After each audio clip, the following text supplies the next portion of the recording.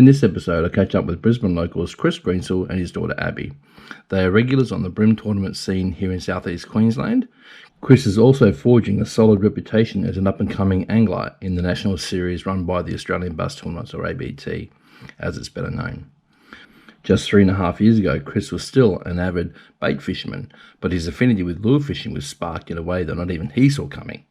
Join me as we spend a day in the water with Chris and Abby fishing the Gold Coast Canals using a variety of techniques and hear his story. So Chris, where'd you grow up? So I grew up in pretty much the northern Moreton Bay area, so Bald Hills, Strathpine, Boondall, sort of all around that Brisbane area. local? Brisbane north side. Yep. So yeah, just grew up there, whole life there, still live there now, probably will die there. Nothing wrong with that, mate. No. So tell us a little bit about, I guess, at what age you sort of become, like when did you sort of start first fishing and what sort of got you into that? So I started fishing from a young age, obviously with my dad, really. We never had a boat, it was land-based. Go down to Cabbage Tree Creek and have a fish there. And that would have probably been those early stages of primary school, grade 4, grade 5. And then sort of just got hooked. And then, I was lucky enough my grandmother and grandfather at the time lived at Shorncliffe, so I'd spend every weekend there. Go there after school. We're also lucky with the high school that I went to. I wasn't big into sport, but they actually did fishing as a Thursday afternoon sport. Really? So wow. We would jump on the bikes right down to the Shorncliffe jetty. Teacher would meet us there, and we'd spend the afternoon fishing while everybody was playing soccer and football. That tells me I went to the wrong high school. You did. But yeah, and it just sort of grew from that. I got my first tinny, I think it was about grade 8, so around that 13 years old. Had a little 2 horsepower on it, and Dad would throw it on the top of the car and drop me down, and I'd be gone for the weekend. So back in those early days, mainly bait fishing, targeting like your bread and butter, like your whiting, bream, flatties, that kind of stuff? Yeah, it was all bait. I've been pretty much a bait fisher up until 3.5 years ago. Yep. It was bait fishing non-stop, chasing bream. My grandfather had a trawler at Cabbage Tree Creek, so we'd be sitting on the back of the trawler or the dock fishing while he was loading, unloading and doing his stuff, and back then the bream were everywhere there. And then it just pretty much turned into every weekend. Then my grandfather he'd go out in the trawler, I'd go with him, come back in, and then when we weren't in the trawler at school, I was at the jetty fishing, just non-stop. Now, those old soldiers, as I like to call them, they tend to have forgotten more than we remember or we know, right? Was he a big influence in your fishing? Yeah. He was a huge influence because we both understood each other. He wasn't my biological grandfather, but we got along better than what a biological grandfather would. And yeah, we run a muck, whether it was out on the water at the jetty or just around Shorncliffe and Sandgate. But yeah, he would, he'd go, right, we need to get some fish to take home to your grandmother or some squid, so we'd go down the jetty and he'd go, I'm just going to go up to the pub, and he'd sit up at the pub on the front deck having a drink while I'd get dinner. And Then he'd come down and go, right, you got dinner yet? Let's go. And that was pretty much when he wasn't on the trawler, we were together doing that sort of stuff. Now, I reckon that would have been pretty handy once you got your P's. Yeah. Yep. So my grandfather did drive, never had a licence, but he could swear he was the best driver in Sandgate and Shorncliffe. He taught me to drive. It didn't go too well the first couple lessons. So obviously that early childhood, you're like a lot of us who started out fishing bait and all that kind of stuff. When did you make the transition to start lure fishing, and what sort of I guess got you into that change? Well, it was wasn't planned. It was obviously went to work one day and had this guy coming down the driveway yelling out, Chris Greensill, Chris, where are you, big Chris? And it was Mark Berg.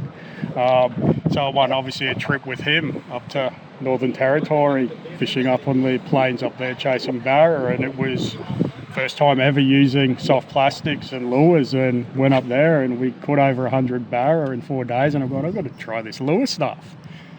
Sort of got back, obviously won the prize pack, that's what half the rods I've got are, and just sort of jumped in head first and gone, seen a tournament thing on social media, and I'm going, all right, I'm going to just go start doing this. And it sort of kicked off from there. Tell us about the experience. Obviously, we see the finished product when you're on the show, but what was it like doing that, going over someone like him and that experience? Yeah, so the easiest way to describe it is what you see on TV is, that's Mark. That's how he is off the camera, down to earth, loves his fishing. He's not doing it as a job, he passionately loves it. But yeah, he literally comes to work and he's going, right, we're on a plane in the morning. Go home, get your gear. So yeah, we met at Brisbane. We ended up having to fly to Sydney to go to Darwin. So we flew Sydney, got to Darwin. When we arrived at Darwin, the fishing rods were still in Sydney. They had missed the plane. But one of the guys that worked at Qantas, actually, it was a 3.5 hour drive from the airport to where we were fishing, and somebody that works at the airport was a fan, and he's going, right, I'll drive the rods out to you. Nice. So yeah, we got out there, and it was 4 days of fishing on the floodplains. It was just after Cyclone Tracy had gone through. So I've got photos and footage of Cyclone still sitting off the coast, and here we are fishing the floodplains. And it was, the first day was insane. I think in our first 4 hours was 25 barra, and it was just one after another, and we're talking 2 foot of water, throwing plastics.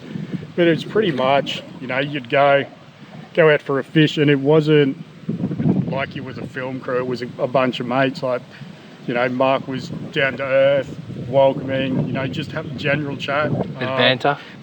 A lot of banter, and his camera guys are exactly the same. They both worked with him. Will, who's one of his slow motion camera guys, been with him since the fish and chip shop. Right.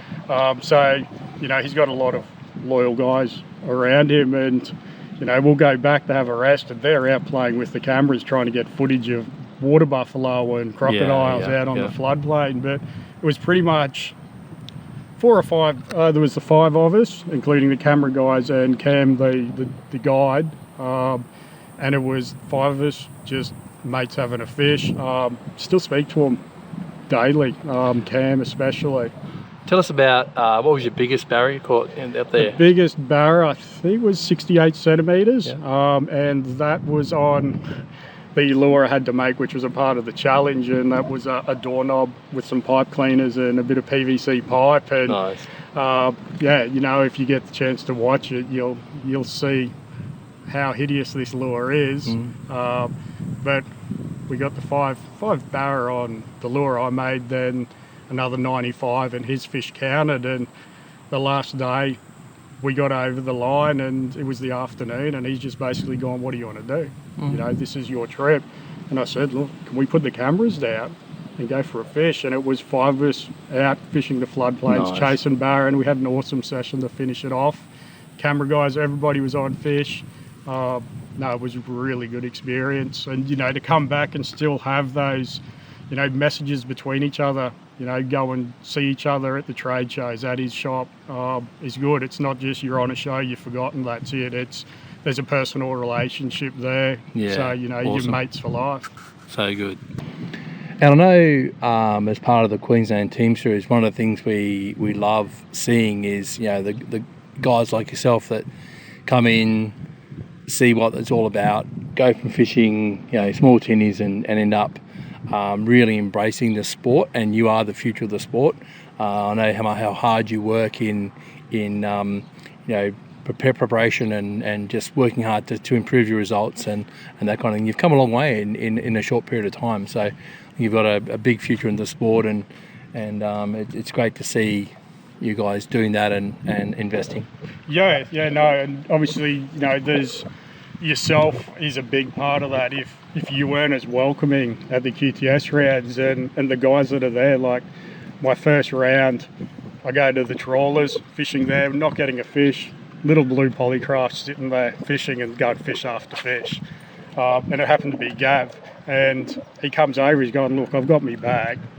Come and just sit in this spot, throw your plastic in there, we see you struggling.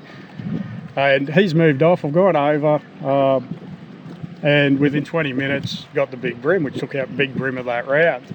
And met Gav back at the ramp, and as it turns out, Gav won that round. They got first place, and then this year, or actually no, last year, sorry, we teamed up, and it's been Gav, myself and Abby, and that was probably the start of it, is having people welcoming you guys in to go, look, we can see you're struggling, here's some advice. And then obviously that relationship built with Gavin introduced me to Mark and Jamie, and then that was when ABT was put into my head, and Jamie's going, don't do the non-boater, jump in head first. You know, you've got the platform to do it, just do it. And without the support of those guys, I probably wouldn't have jumped into the ABT where I did, because, you know, I say it's the Queensland guys, there's the group of us Queenslanders that travel together. We do everything together, we pre-fish together. You know, we even, you know, have those chats after a good day, a bad day. What'd you do wrong? Right, try this. And it's they're not scared to share their knowledge or their thoughts. And even, so Australian Open, went and did that. The first day had an absolute shocker, and Jamie pulls up and he's told me to jump in the car at the boat ramp. He hadn't even got his boat out. He's going, right, let's talk about your day. And he's going, what'd you do? Where'd you go? And I'm chatting. He goes, well, what do you think you did wrong? And we discussed it. He's going, just keep it simple. Do what you do at home. And it's, if you didn't have that support network from an awesome bunch of guys, you know, it'd be a different outcome. But that's, yeah, like that's carried through QTS every round, weekends, and they're continually going. You want to jump on the boat? Let's go fish. Let's go look for new ground. And that's, yeah, that would be the biggest reason for going into ABT, was I had those guys there to not only support but teach and pretty much take me under their wing and mentor me. And, you know, if they're going, look, those lures you're using aren't doing it, they'll throw a lure at you and go, look, try that. And then next thing you know, you're buying 30 of those lures. And it's the ABT motto, which is obviously where the club and the series aligns with that. And it's ABT's motto is who shares wins. And yes, there's some guarded secrets, and which I understand with some money on the line. But yep. You know, generally after that first day, if you're having a bad day or whatever, guys are going to say, hey, you know, Morgo's something to me. He's gone, oh, hey, Craig, you're having a bad day. Here you go and fish here. There's plenty of fish there, and it just gives you that, you know, that confidence to go back, because we all have bad days. We all have bad comps. You know, even you know, Morgan went to Perth and had 2 double donuts. So it happens to the best anglers, and you've got to be able to pick yourself up and go, yeah, right, yeah, that wasn't so good, but you know, come back. And I think that's the real challenge with it, is to be, because you're fishing all different systems over Australia, different weather conditions. I mean, you saw the worst of the Australian Open, bucketed all day, and 2 days like today, you've got wind, you've got rain, all that stuff, and even when you pre-fish, you can't always guarantee that it's going to be the same. Like we did Ballina a couple of years ago and went down, and we're all pre-fishing 2 weeks out and getting 3.5 kilo bags off rock falls, and on the Friday it starts blowing 70 k's down and rains, and you're going, it's not the same, you know. So you've got to be able to adapt, and that's where I think the you know, that knowledge and that comes in handy. So yeah, and definitely it's even the guys that don't come and do certain rounds, like yourself. You know, when I was down in Sydney, you know, each night you'd send a message asking how I went. Look, you know, I know these spots. Look, keep this in the, you know, as a possibility. Have a look at this. You know, it's not just the guys that arrive, it's the guys that you meet along the way who have fished there, who have no issues in sharing their knowledge, and they, you know, everybody wants to see us do well. You know, we all want to see each other go, look, we'd love to go to a round and go, look, the 5 Queensland boys, top 5. It'd be awesome today. But yeah, we just want to do well and see each other do well. Yeah. Now you've entered the tournament scene, and now the beautiful platform that we are fishing off today, the Stratos. I remember seeing that advertised, and I reckon if it was a house, it'd be described as probably a bit of a doer-upper or a renovator's delight. Yeah, definitely. You know, I think we were both actually looking at it at the same time, and I think I was just lucky enough to get in that a little bit quicker. But yeah, definitely it was I'd been looking for a while and I knew what I wanted, and obviously somebody with my stature can't be going around in a 16, 17 foot skeeter. I knew I needed 19, 20 foot at least. And then this popped up and I've gone, all right, you know, it was a 4-hour drive. Spoke with the guy and I'm going, you know what, the foundation's there. The hull was there, the motor was good enough for one season. And then we've just built it from that, basically. Well, that brings us to the end of part 1 of this episode of A Day on the Water. Join us next time as we catch up with Chris and Abby and they run us through the tips and techniques and the gear we used on the day to catch those fish in the canals. I hope you've enjoyed the episode. Look forward to sharing part 2. You'll even see Abby with some party tricks of her own. If you really enjoy the channel, then please hit the subscribe button.